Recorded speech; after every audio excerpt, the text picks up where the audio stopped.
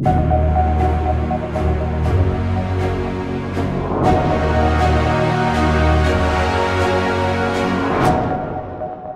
jeudis de l'Iliade. Voilà, merci Jean-Yves. Voilà, merci François de m'accueillir. Merci à vous de m'écouter sur un auteur qui a eu une assez grande importance dans les années 70. Et je voudrais d'abord, 1970, je voudrais d'abord resituer un peu Lorentz et la biologie dans le contexte historique. À l'issue de la Seconde Guerre mondiale, la biologie a été, on peut dire, diabolisée et marginalisée. Diabolisée parce qu'elle avait été utilisée avec beaucoup d'approximations et peut-être pire par le régime national-socialiste. Diabolisée aussi parce que du côté des vainqueurs, il y avait l'Union soviétique, et que l'Union soviétique, dans le cadre de la théorie marxiste, considérait que ce qui comptait, c'était les acquis sociaux, la construction sociale, et absolument pas la biologie. Le biologiste soviétique, c'était Lysenko, qui était un tenant de la théorie de l'acquisition des caractères et non pas de l'héritabilité des caractères. Et puis, côté des autres vainqueurs, les Américains, l'idéologie dominante, c'était le behaviorisme, qui là aussi était une forme de construction sociale. Et donc la biologie est sortie, a été diabolisée, marginalisée dans les années 50, 60, et elle a commencé à réémerger dans les années 60-70, 1960-1970, avec d'ailleurs différents angles. Il y a eu l'angle de la paléontologie, donc de l'origine de l'homme, avec assez vite des livres intéressants, assez simplifiés peut-être, de Robert Ardrey sur et la chasse créa l'homme. Ça, c'est pas très animaliste, hein. Le territoire, l'instinct de territoire, toujours d'Ardrey. Et puis un livre qui avait eu beaucoup de succès à l'époque, qui s'appelait Le singe nu, et qui qui insistait sur les origines de l'homme et la continuité entre l'homme et les autres primates. Ça, c'est pour la paléontologie. Et puis, il y a eu la génétique qui est revenue en force, notamment en 1965, avec le prix Nobel de physiologie et de médecine, attribué à Jacques Monod et à deux autres scientifiques pour leurs travaux sur l'ADN et le rôle de l'ADN dans la construction de la personne et du vivant de manière plus générale. Suivi d'un livre extrêmement important de Jacques Monod qui s'appelait Le hasard et la nécessité, et qui était donc une actualisation finalement des théories de Darwin, en montrant comment l'évolution était la sélection à partir de modifications du hasard. Livre très important, émanant, alors c'est assez intéressant parce que Monod était un homme de gauche, marxiste, communiste, mais qui avait rompu, qui a gardé son engagement d'homme de gauche jusqu'à la fin, mais qui avait rompu avec le communisme précisément à cause de Lysenko. Et puis, troisième sujet, plutôt dans les années 70, là, qui a beaucoup choqué, les analyses sur les races, avec le livre des Inques, publié aux éditions Copernic, traduit et publié en français aux éditions Copernic, sur l'inégalité de l'homme, et le livre de Jensen sur les différences de quotient intellectuel selon les populations. Sujet qu'on revoit d'ailleurs revenir aujourd'hui pas mal sur les réseaux sociaux. Et puis, et j'en viens à mon sujet, quatrième entrée du retour de la biologie, l'éthologie, c'est-à-dire la science du comportement animal et humain, et une analyse comparatiste des comportements à la fois des animaux et aussi des humains, avec un certain nombre de savants, pour prendre un terme un petit peu ancien, dont Iranos Edbel et Bessfeld, et puis bien sûr Konrad Lorenz, qui est un personnage tout à fait central dans le développement de cette science nouvelle. Konrad Lorenz, il publie en 1973 ce livre, Les 8 péchés capitaux de la civilisation, dont on va parler, et il a le prix Nobel, comme Monod d'ailleurs, le même prix Nobel de physiologie et de médecine en 1973 pour ses œuvres antérieures. Alors, une fois que je vous ai dit ça, il faut savoir que sur ce contexte scientifique va se développer le courant de la nouvelle droite, va beaucoup populariser, développer ces thèses, avec d'ailleurs à la fin des opérations quand même de culpabilisation et de diabolisation, parce que tout ça n'est pas parfaitement politiquement correct. Alors, j'en viens à Konrad Lorenz, et donc qui est quand même le principal fondateur de l'éthologie, c'est-à-dire la science du comportement animal-humain, l'observation et la compréhension du comportement animal avec effectivement un certain nombre de données acquises et de données aussi plus instinctives. Alors, Konrad Lorenz, il est né en 1903, il est mort en 1989, en 1989, et il a eu le prix Nobel en 1973 pour l'ensemble de ses travaux. Il faut savoir, et c'est pas tout à fait évident, que Konrad Lorenz, il avait 40 ans en 1943, donc il a fait quand même une partie de ses recherches et une partie de ses travaux à l'époque où l'Allemagne était dirigée par le régime national-socialiste, ce qui a quand même été parfois un peu délicat, ce qui a pu lui être reproché, d'autant plus que lui-même avait adhéré au parti nazi de 1938 à 1944. Alors je relativise les choses. Je crois que beaucoup de chercheurs, beaucoup de savants ont adhéré au parti nazi quand il était au pouvoir, de même que beaucoup de chercheurs et beaucoup de savants ont adhéré au parti communiste quand il était au pouvoir, et de même que beaucoup de chercheurs et de savants aujourd'hui signent beaucoup de pétitions parce que le pouvoir est du côté des pétitionnaires. Voilà.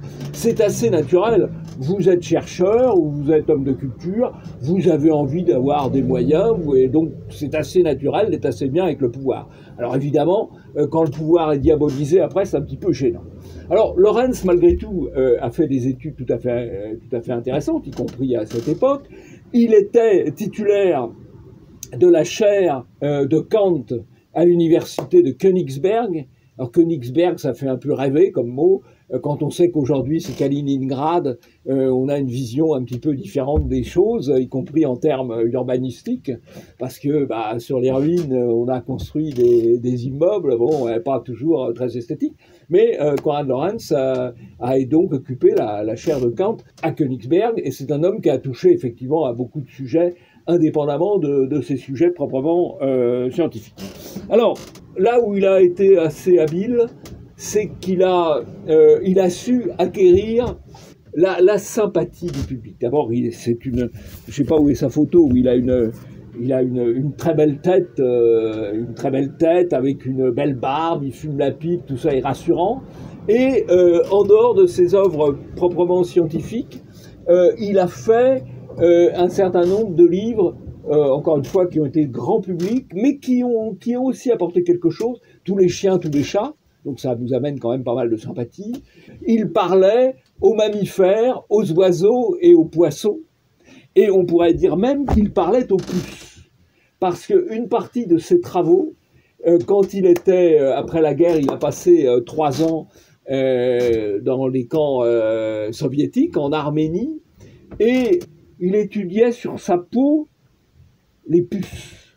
Et notamment, il a étudié, parce que ça fait partie du comportement animal, il a étudié la parade nuptiale des puces sur sa peau. Alors évidemment, un type un peu primaire, il tape, tandis que lui, ma foi, à défaut d'avoir un film porno, il regardait la parade nuptiale des puces, qui est quand même plus élégant et finalement plus instructif, parce que ça lui a permis de comprendre un certain nombre de choses.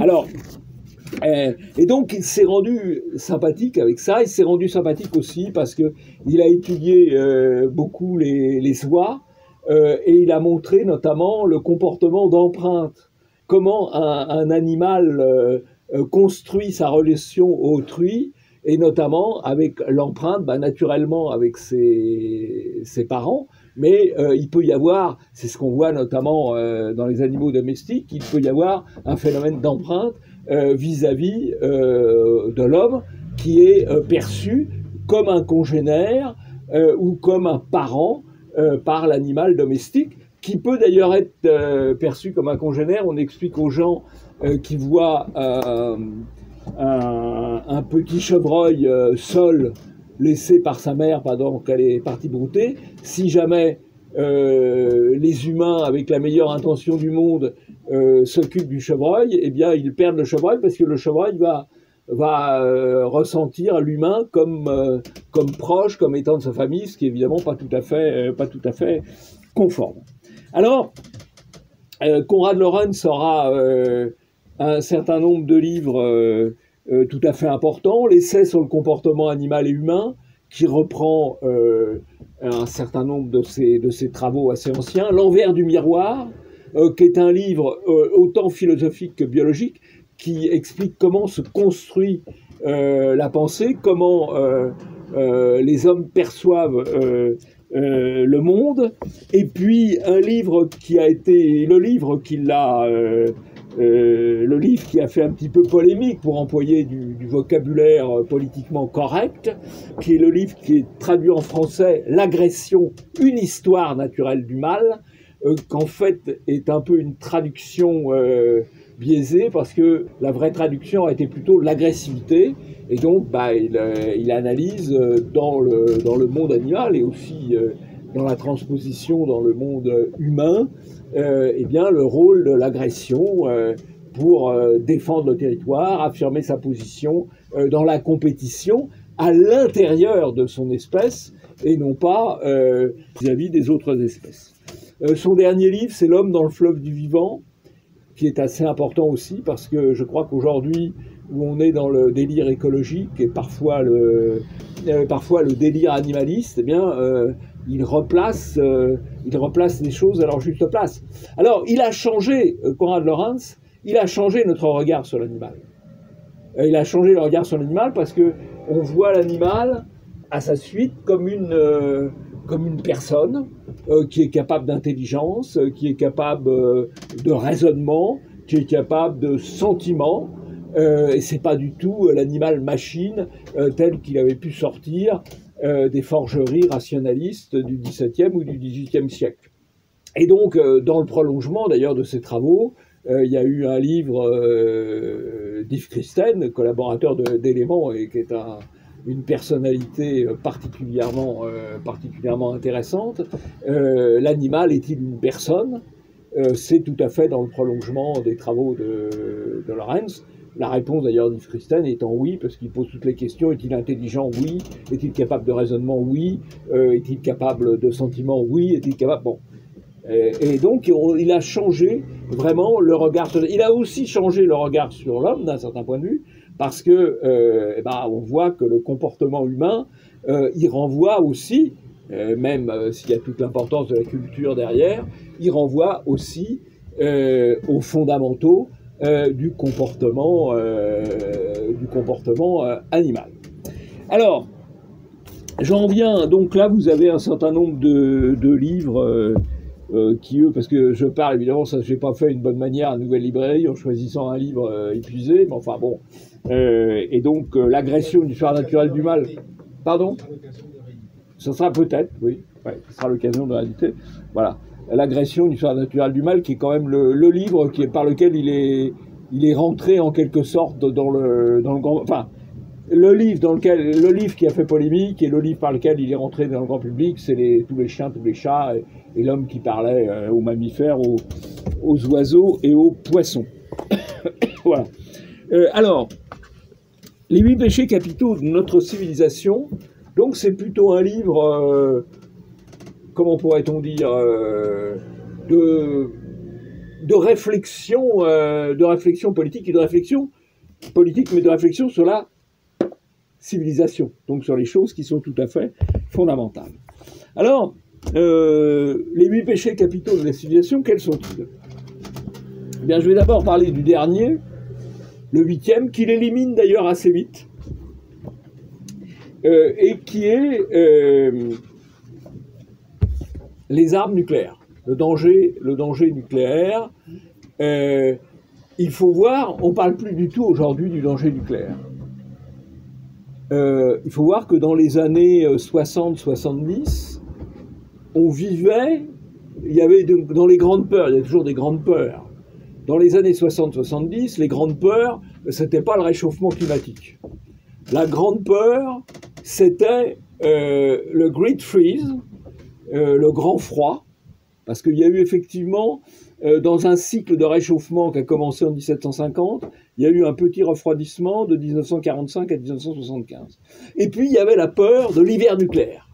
L'hiver nucléaire, qu'est-ce que c'est? C'est une guerre nucléaire et qui détruit beaucoup de choses et qui crée énormément d'aérosols, qui limite l'accès du soleil à la Terre, et donc on craignait à l'époque l'hiver nucléaire, on craignait la guerre nucléaire. En fait, nous n'avons pas eu la guerre nucléaire, ce qui ne veut pas dire qu'on ne l'aura pas, et on a probablement eu la paix d'ailleurs grâce aux armes nucléaires, parce que encore récemment, lorsqu'il y a eu des tensions assez fortes entre les Russes et les Américains, à la fois pour l'Ukraine et pour la Syrie, les Russes susurraient délicatement faites gaffe quand même, on a les armes nucléaires. Donc les armes nucléaires ont plutôt garanti la paix, sachant qu'elles pourraient amener effectivement une sorte d'apocalypse. Mais dans les années 60-70, on vivait encore dans cette crainte de l'apocalypse, notamment puisque l'apocalypse avait été, le feu nucléaire avait été quand même assez proche d'arriver, à minima lors de la crise des missiles de Cuba. Mais Lorraine s'en parle, c'est son 8e péché capital, et il l'élimine assez vite. Alors j'en viens maintenant aux autres. Le premier qu'il cite, c'est le surpeuplement. Alors, dans son texte, le surpeuplement n'est pas la surpopulation. Il ne traite pas du sujet de la surpopulation mondiale, qui est à mon avis le vrai sujet écologique aujourd'hui. Le vrai sujet écologique aujourd'hui, c'est la surpopulation mondiale et surtout la surpopulation africaine qui se déverse sur le reste du monde. Toutes les autres populations sont aujourd'hui à des taux de stabilité et même de régression. Et donc, Lorenz, lui, ne parle pas de surpopulation, il parle de surpeuplement au sens de surdensité.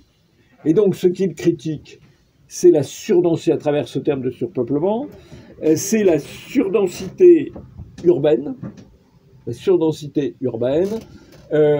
qui cause un certain nombre de maux. D'abord, qui tend à s'abriter des contacts sociaux.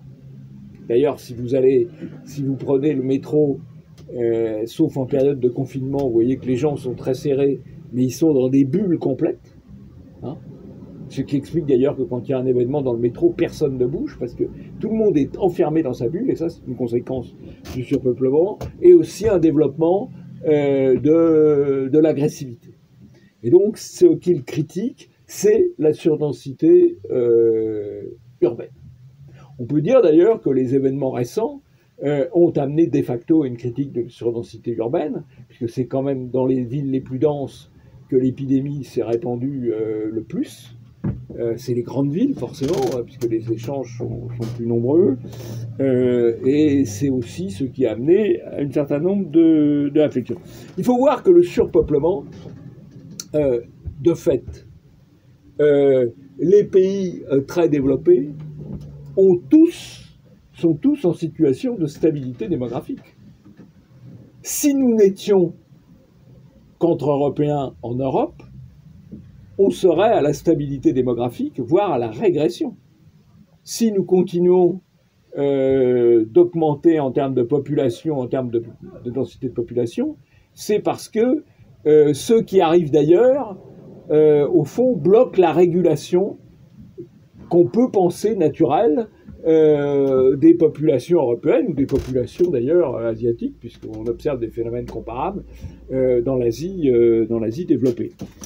Et même en Inde, qui est pratiquement à l'équilibre démographique, sachant que c'est un peu biaisé, puisque l'Inde est pratiquement à l'équilibre démographique pour les femmes et pas pour les hommes, puisqu'ils ont un système un peu particulier qui fait qu'on avorte davantage les filles que les garçons.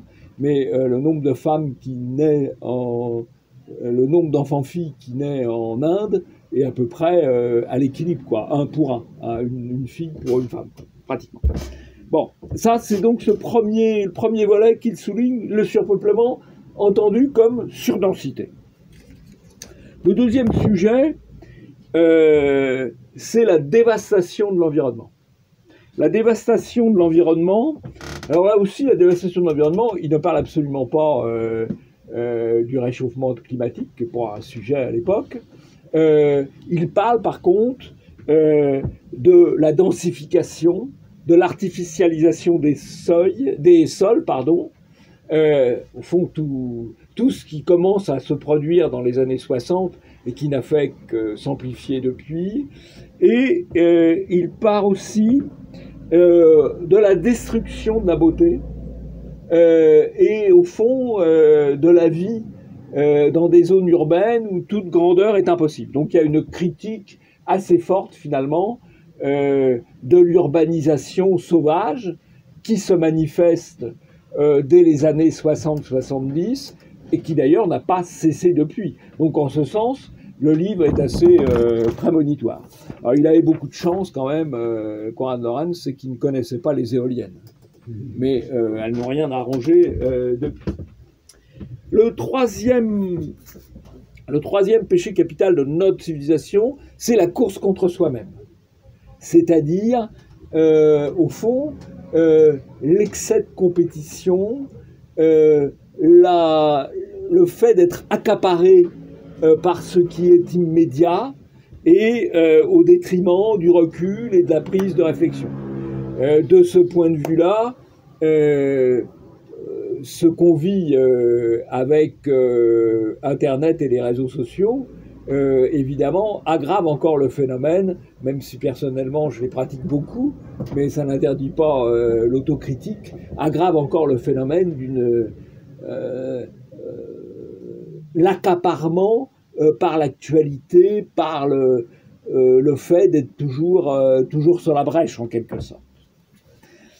Le quatrième péché capital, c'est la tiédeur, la société tiède. Et effectivement, il oppose une société, dans une société traditionnelle, jusqu'à une époque finalement extrêmement récente.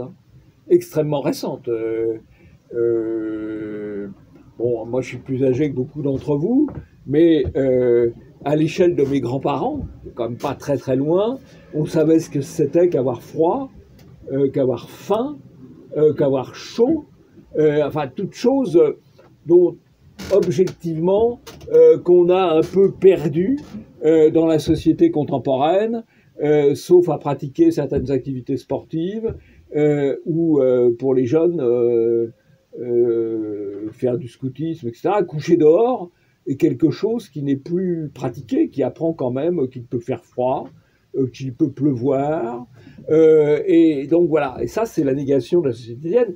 Et ça permet la dynamique des plaisirs-plaisirs.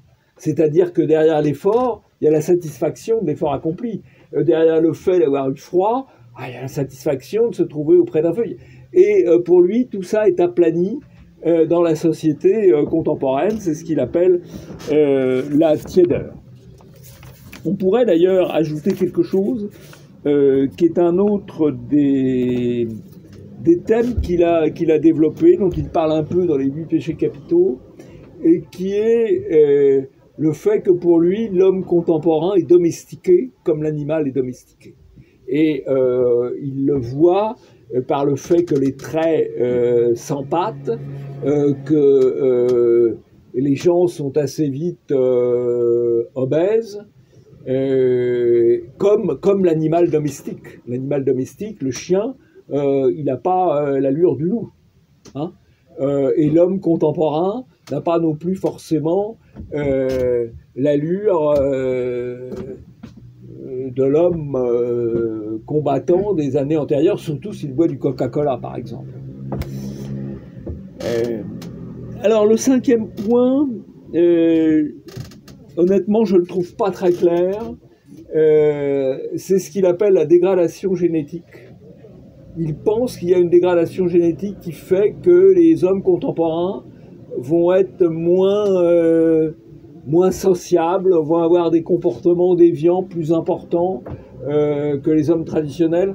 Honnêtement, je ne sais pas comment, je ne suis pas très convaincu par ce passage, parce que je ne vois pas comment ça pourrait être aussi rapide. À supposer que ça puisse avoir lieu, je ne vois pas comment le phénomène aurait pu se produire aussi rapidement. Le 6e point, qui est extrêmement fort et particulièrement contemporain, c'est la rupture des traditions. C'est-à-dire que dans la civilisation, il y a toute une part d'héritage qui a été sélectionné au cours des ans comme permettant de développer de meilleurs rapports sociaux, de meilleurs développements intellectuels, et donc un héritage de tradition pour lequel il voit une rupture. Il écrit ça en 1973, et la grande rupture, c'est dans les années 63, 68, 63 à Berkeley, 68 en France et dans d'autres pays européens, une rupture des traditions avec le fait d'opposer les générations nouvelles aux générations anciennes. C'est un phénomène qu'on voit encore amplifié aujourd'hui, avec dans le monde européen la multiplication des conflits, qui sont aussi chacun des déconstructions, conflits entre les hommes et les femmes, conflits entre les jeunes et les vieux, conflits selon les cultures, et conflit qui, à mes yeux, est évidemment le plus important, le conflit entre les chevelus et les chauves. Et le dernier élément de la déconstruction, je vois que tu me soutiens dans ce juste combat. Et donc, la rupture des traditions, aujourd'hui, est encore amplifiée. C'est un élément absolument central qu'on voit alors de manière symbolique avec le fait de réécrire l'histoire, de détruire les statues, de changer les noms de rues. C'est totalement hallucinant. Le dernier point, et c'est lié évidemment au précédent, c'est l'endoctrinement. Il considère que les sociétés et la civilisation occidentale est marquée par l'endoctrinement. Alors l'endoctrinement, lui, Konrad Lorenz, il l'a vécu. Il l'a vécu à l'époque national-socialiste. Il l'a vécu quand il était prisonnier en Union soviétique. Et il l'a retrouvé dans la société contemporaine. Alors il estime que l'endoctrinement a un effet, d'ailleurs, on croit parfois que les génies de la propagande, c'est Lénine et Goebbels, pas du tout. Le génie de la propagande, c'est le livre, c'est le génie américain de la propagande, tel qu'il est exprimé dans le livre Propaganda qui est en vente ici, et qui amène par un phénomène, c'est tout à fait. Il considère que l'endoctrinement se répand de manière cumulative. C'est-à-dire que de plus en plus de gens sont endoctrinés, et bien de moins en moins de gens peuvent résister à l'endoctrinement général. Et on voit tout à fait ça dans la société contemporaine. où notamment il y a une puissance de l'appareil de propagande qui est honnêtement sans commune mesure avec celle qu'a pu connaître Konrad Lorenz il y a 50 ans, et où il devient très difficile de résister, parce qu'à supposer qu'on ne soit pas soi-même acquis par l'endoctrinement, c'est très difficile de résister, et comme il n'y a pas de résistance, le phénomène se répand sur l'ensemble de la société, et c'est pour lui extrêmement grave, parce que ça crée l'uniformité de vue, et à partir du moment où il y a une uniformité de vue, il n'y a plus de débat, il n'y a plus de possibilité non plus d'avancer, il n'y a plus de possibilité de progression, puisqu'il y a une espèce de chape de plomb qui se répand.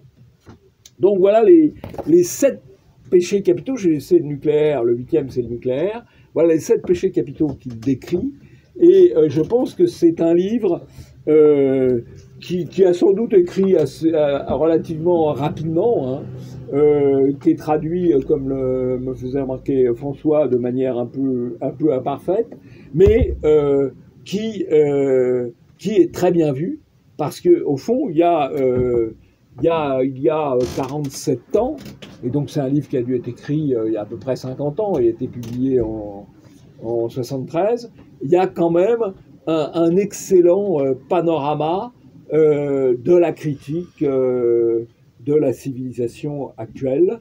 Et je pense que c'est donc assez intéressant de retrouver ce livre, qui est une partie parmi d'autres de l'œuvre de Lorenz, qui est quand même très riche, parce qu'il y a des livres un peu philosophiques, comme L'envers du miroir, il y a ce livre qui est un petit peu de critique moraliste, en quelque sorte, de la civilisation. Il y a les livres très, très scientifiques sur les seuls comportements animal et humain, ou l'agressivité. Et puis, il y a les livres sur tous les chiens, tous les chats, les animaux, compte une importance, d'ailleurs, tout à fait considérable. Vous avez aujourd'hui l'équitation, qui a quand même été issue de la guerre et du sport, et quand même fondée sur le dressage. Aujourd'hui, il y a un développement d'éthologie en matière d'éducation, donc qui place le regard non pas seulement du point de vue du cavalier qui veut imposer quelque chose au cheval, mais du point de vue de ce que peut ressentir le cheval, et comment lui faire faire de manière la moins contraignante possible, finalement, ou la plus adaptée à sa personnalité, ce qu'on veut obtenir. Donc il y a aussi beaucoup de développement. Alors, si on regarde du côté animaliste, il y a effectivement un autre regard sur la nature, et en même temps, c'est mon côté macronien bien sûr, il y a le fait qu'on s'inscrit dans le fleuve du vivant, et le fleuve du vivant, eh bien, c'est les proies et les prédateurs, et tout le monde à un moment ou à un autre est la proie de l'autre ou le prédateur de l'autre, et c'est ce qui fait l'équilibre des écosystèmes. Le problème étant effectivement la régulation humaine, qui n'est pas simple. Voilà, vous avez des...